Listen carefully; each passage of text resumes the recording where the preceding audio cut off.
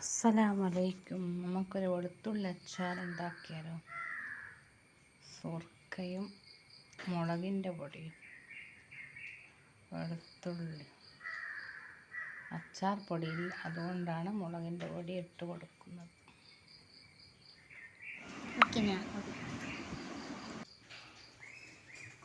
വെളുത്തുള്ളി അച്ചാർ കുറച്ച് വെളിച്ചെണ്ണ ഒഴിച്ച് കടുക് പൊട്ടിച്ചതിന് ശേഷം വെളുത്തുള്ളി നല്ലോണം ഒന്ന് വാട്ടിയെടുക്കും. അതിനുശേഷം മുളകിൻ്റെ പൊടിയാണ് ഞാൻ ഇട്ട് കൊടുത്തത്. അച്ചാർപ്പൊടി ഇട്ടാലും പ്രശ്നമില്ല. എന്നിട്ട് നല്ലോണം വേവിച്ചെടുത്തു. മുളക് പൊടിയും സുർക്കയും ഉപ്പും. വെളുത്തുള്ളി അച്ചാർ നല്ലോണം ഒന്ന് വേവിച്ചെടുക്കും.